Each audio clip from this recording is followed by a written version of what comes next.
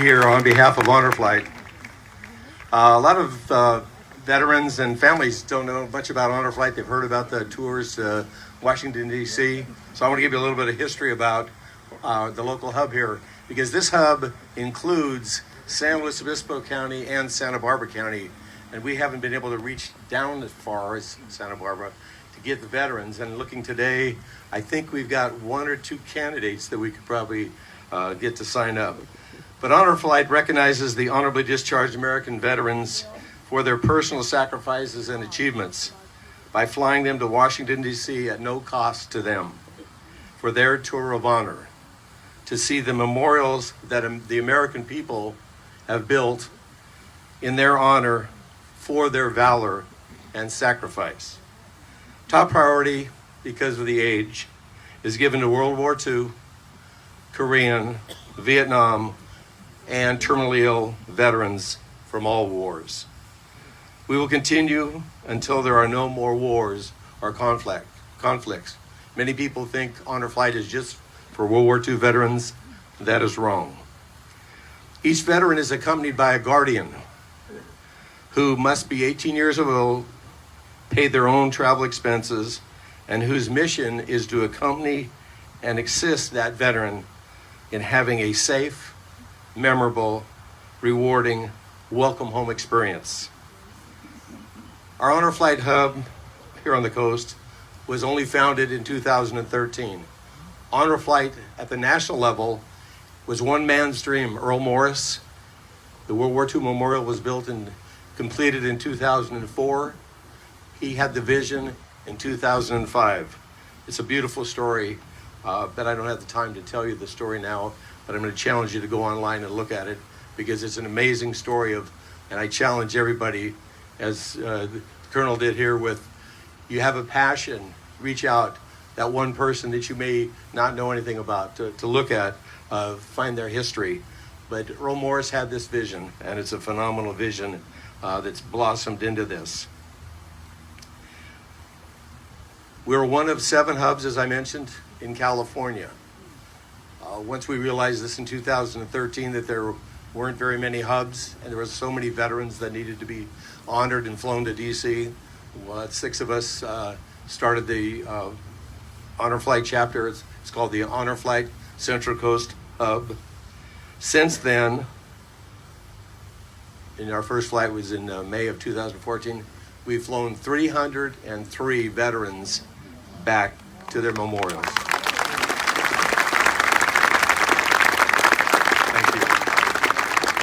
I'll give you a real quick breakdown, because a lot of people say, well, gee, we're trying to figure out where it is. Of those, 167 were World War II, 115 were Korean, 2 were post-Korea, and 3 were Vietnam, pre-Vietnam, and 16 Vietnam. So there is a completeness of who we fly and when we fly. The flights are right now out of San Luis Obispo Regional Airport, and the reason for that is we connect nationally with other hubs as we go on this tour of honor. And I'll tell you what, I can't remember the gentleman, he's a Korean veteran. We were talking about him. He's here. He went on the Honor Flight, and he'll attest to this. You're never, ever not thanked enough. Most veterans feel, I didn't earn this. I'm not entitled to this. This is a journey that every veteran should go on to see how their country truly, and I do mean truly, respects and honors their service.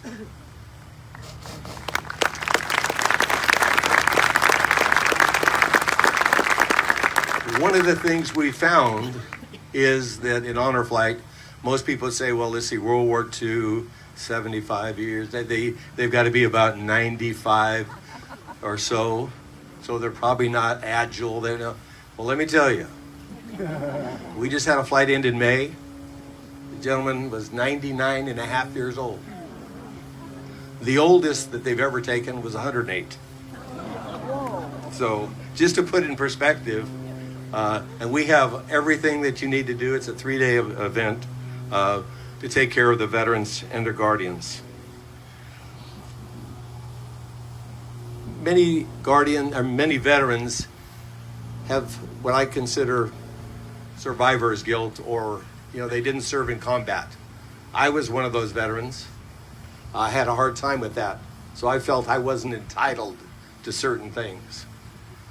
I'm going to read the definition of a veteran because I think this is very important, and I share this because what most people don't realize, it takes 28 to 30 other veterans or members in the service for each and every combat veteran. They just were not called to the combat, to do combat, but they have duty, whether they're medics, whether they're transportation, whether they're, all aspects, they're necessary to make our military men and women successful. So the definition of a veteran is a person who wrote a blank check payable to the United States of America for an amount up to, including their life. Think about that. And I tell people, and I do these at the meet and greets that we have prior to it. People say, well, I was just a veteran. No. Wait a minute. When you went into the service, you didn't choose. So like you said, hey, I think I'm going to go to Palm Springs or Hawaii or whatever. You didn't choose anything. It was all about where they wanted you to go, when you wanted to go. And the most amazing thing is you earned it the hard way. You are truly a veteran, no matter what you did. So please, don't let that get in your way. The ability to, I was in combat. You are a veteran by definition and by efforts and by what you did for this country. And so I want to thank you personally for your time in the service, being a veteran. This Memorial Day is so beautiful. I tell you what, we couldn't have had a better choice, and thank you for arranging this. Beats yesterday, it was a little rainy. But I'd ask each of you to go to our booth or find out from us. If you know a veteran, we need the veterans to sign up. And the most important thing for our organization is, certainly funding, because we pay for the veterans. But secondarily, the most important is we can raise all the money we want for the veterans to fly back for no cost. But if we don't have a veteran sign up, we have no idea you want to go or why we're in existence. Third, the guardians, and they pay their own expenses.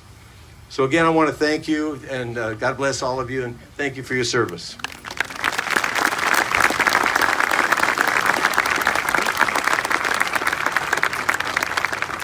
Thank you, Jay. Now I'd like